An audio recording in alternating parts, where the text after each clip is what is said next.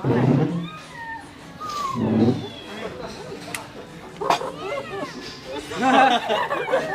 are you so tall?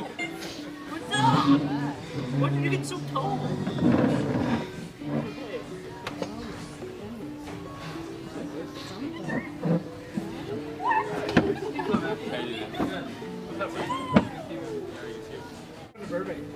Oh, next. Yeah.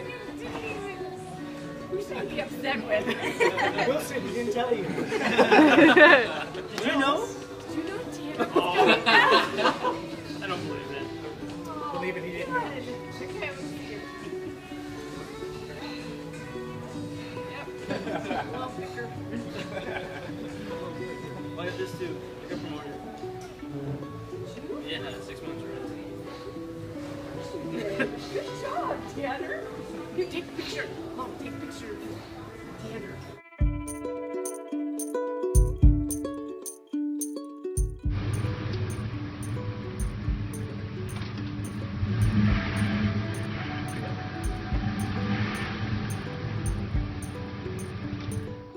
Is that better? Okay, okay. I want, let's see.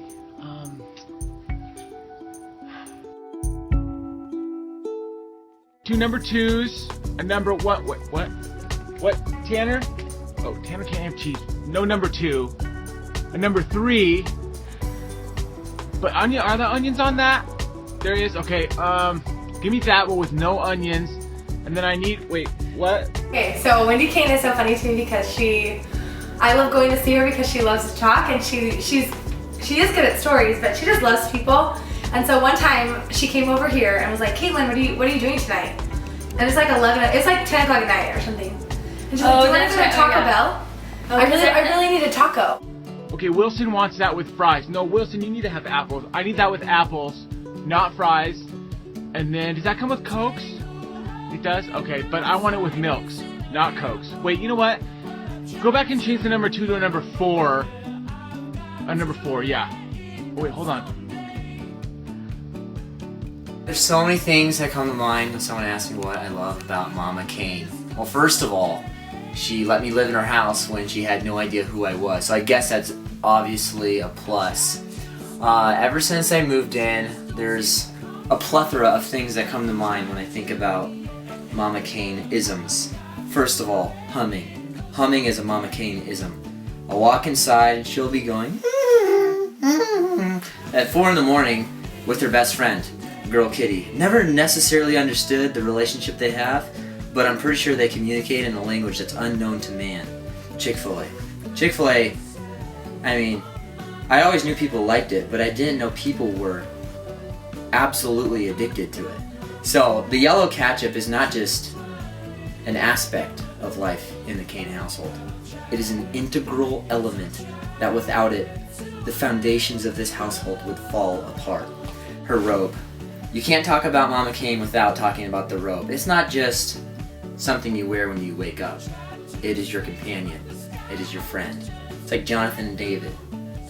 It's like, you know, Jack and Jill. It's Mama Kane, Wendy, and her robe. I think every time I go over there, she's always in her robe and her PJs and her slippers, and she has really great hair. Okay, sorry. So I guess what? Tim wants a number 6. Okay, and a number 6 with no cheese. Okay, read that back to me. Wendy, I have known you forever and a day. It's kind of funny, we always live either like down the street from each other or next door to each other or kind of within a 5-mile radius. So I have a feeling that one of these days we're going to end up in the old folks home together, talking about the good old days. But I can't imagine a better person to grow old with in friendship than you. I love you, and I have a lot of funny stories, but they will be really embarrassing.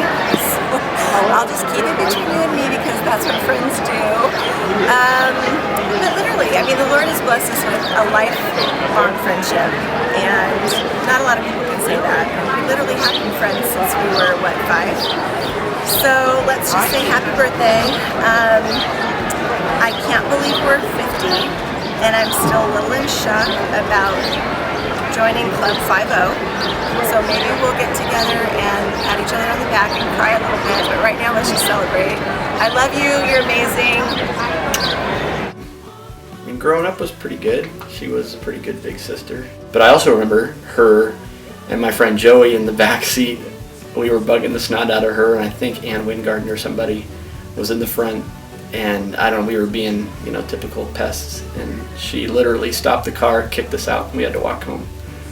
It was pretty far. So that was pretty fun. So just recently, I think it was just last summer, right? So we're all out at the beach, out in the water, and every now and then, you can get the gals to come out, Wendy and Cheryl. The waves are pretty big, and so it was kind of rip-tighty. And so she, she comes out on a boogie board, right? Yeah, so she's on the boogie board, and everybody else is kind of body surfing, and we're doing whatever, and then she kind of gets sucked out. We're all kind of in the rip-tide area. I don't really remember what happened. So she gets sucked out in the riptide, and then all of a sudden here comes the lifeguard boat, and she's doing fine. She's just swimming around or whatever. I mean, we spent a lot of time in the water, so it was no big deal. And then here comes the lifeguard swimming out. Do you need help? Do you need help? Do you need help? And she didn't really understand what was going on, and she totally got called out by the lifeguard. And by the way, then she turns around and catches a wave, which I pushed her into. She said she caught it by herself. And she rode it all the way in. But it was pretty funny because, she was getting called out by the lifeguard like she couldn't swim because she was acting like she couldn't swim. So, I mean, there was times when Cheryl and I were first dating and we were at Masters, and her and Tim had just gotten married, and they lived over on, Kansas Street or whatever, and in their house, their little, one-bedroom little thing. And, those are tough times for a college guy when he's away from home and kind of just getting out. And her and Tim were always, super open with their house and just kind of allowed us to kind of come by and do whatever we wanted to do. That was really fun. She's a great big sister. I mean, we've always gotten along really well, and her and Brooke and even Tyler back in the days, we had a lot of fun growing up. A lot of fun with Mom and Dad.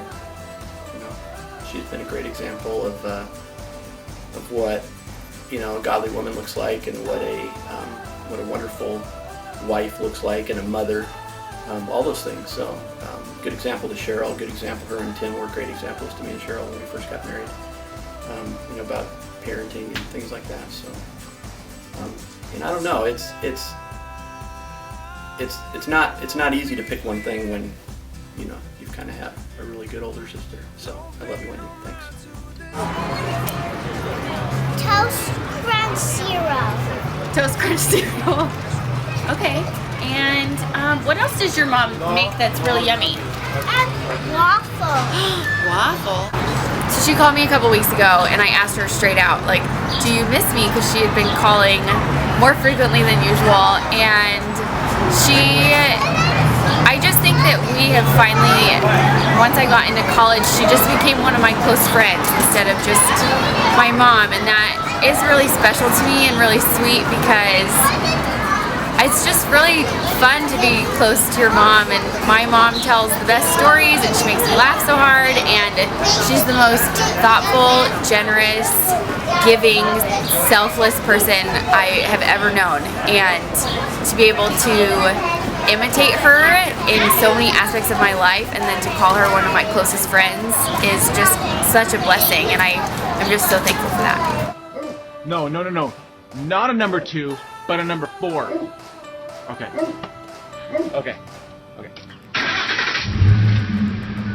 Every time I come over here, for some reason, you're always in your pajamas, which every single day. Yeah, I think you've gone 5 for 5, which is impressive. So, happy birthday. Mama Kate. Where to start? Well, she's probably the most loving woman I've ever met in my entire life, and I know that if I ever need help, I can come to her with anything because she's such a godly woman and such a great role model, and I'm so blessed that she's come into my life this year. When I think about Wendy, she is not my sister-in-law. She's my friend, and I think that says something about who she is and what our relationship is like. She has been a friend to me since I've met her. She's never treated me like a sister-in-law. from the standpoint that she just has to know me because we're related. She's really just shown me the love of Christ all these years and been a good friend to me, and really helped me in my own walk with the Lord. I feel like I've grown in my walk with the Lord because of the kind of friend she's been to me over the years, and it's been super fun to raise our kids together and just go on vacations together and be family too has been such a blessing from the Lord, and I just love you so much, and I'm super happy to celebrate this 50th with you. Love you so much. All the jokes aside, I'm very, very thankful for Mrs. Kane and her hospitality to me. I don't know necessarily how I would have stayed at Masters without their kindness and her love and taking care of me. I love when I got sick, or even when I hurt my knee last year, she would always come in, Johnny, and always bring me tea and soup. She made me tomato soup every day for a while, and it was good. I love her grilled cheese sandwiches. I love her tea. She makes great eggs. I can't believe you can microwave eggs. That's another thing I've learned here. Downton Abbey, it's a big part of her life. I love that she reads Reader's Digest. It's not like she just has something to say once in a while. Every single day she reads something completely random that you would never find out unless you were friends with her. Like, for instance, that there was a real castaway and he was in the ocean for 13 months. And she knows, but no one else does. But it's because she reads Reader's Digest. Happy birthday, Wendy. Hey, we have known each other. We probably met when Austin and Tanner started kindergarten, and we were just destined to become friends because they are lifelong friends. When I think of you, I think of all your stories that make us laugh, story after story, and I'm sure your kids love it, but it's just always got a story to tell. But the thing that I appreciate most about you, Wendy, is the practical wisdom you've given me through the years. You were always there to listen and say, you know, whenever I had a problem, something with the kids or whatever it was, you always had the right words to say. Very encouraging and just so practical. So I appreciate that, Wendy. Thank you.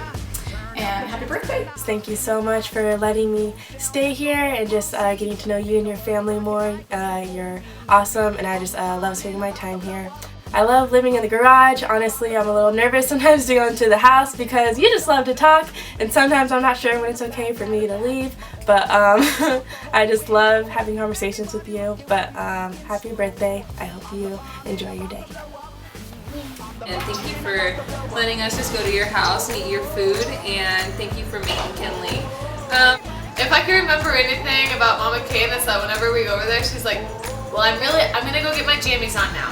Okay, it's time for me to go get my jammies, and then I'm gonna go to bed. And like an hour later, she's still not in the jammies, and she's sitting there talking to us, and we're like, where are your jammies at? Oh, I didn't put them on. Okay, Mama Kane. I kind of took over the puzzle, but I mean, thank you for letting me do that and helping me finish it. It was awesome, and I can't wait to see it framed. When I think of Mama Kane, I think of treats, like cookies and McKinley bars, and just baking, and I love that. And I love you, and happy birthday. When I think about you, Wendy, I think about the color red. I think about red hearts. I remember when we were in your dorm room when we were young and in college, and you had red heart wallpaper, and we would just sit on your bed cracking up, laughing, reading books about funny words, and I can't remember what it was called, but whenever I see something with red hearts, I think of you. You're my favorite person just to go sit and talk with, and I know we'll talk until the sun goes down if somebody doesn't get up and leave. Think of Coke or Pepsi. When I see a Coke or Pepsi, I think of you. Most people drink coffee in the morning, and I know you like your Coke. I think of San Clemente, and when we first got married and we all went camping there, and we got you that shirt that you wore that said, I'm not fat, I'm just pregnant. And because you were the first one to be pregnant. When I think of Palm Springs, I think of you because I'll never forget when we went down to stay with you guys when JT was a baby, and Tim told us to turn right or left on Fred Waring, and we interpreted that as Wade Faring, and got lost for a long time and couldn't find you, and we still laugh about that. There's just lots of things I come across, I think about you all the time, and you've been one of my best friends for 20-something years, and I love you. I always knew Mrs. Kane as my mom's crazy friend from California who loved the Lord, she loved her family, and she loved Disneyland. And I always love the story that my mom told of how she met Mrs. Kane. When she was first out here, she was at Dan Gallagher's house one night, and in comes this group of people from, like, straight from the beach, and Dan was like, "Oh, Wendy, you have to meet this girl." And my mom goes, Wendy came over in her high heels, her bikini, her big hair, and her big bag. California girl goes, "Hi, I'm Wendy." My mom's like, "We're never gonna be friends." And she goes, "It's turned into the best friendship she could ever ask for, and I'm reaping the benefits of that friendship now." And Mrs. Kane, I just want to thank you for all you do, your servant's heart, who you are, and just the way that you've welcomed me to California and treated me like a daughter. And you're awesome, and I love you so much. Happy birthday. Happy birthday, Wendy. Happy birthday, Wendy. Happy birthday, Wendy. Happy birthday, Wendy. Happy 50th birthday. Many daughters have done nobly, but you excelled them all. Happy 50th, Mama Kane. We love you.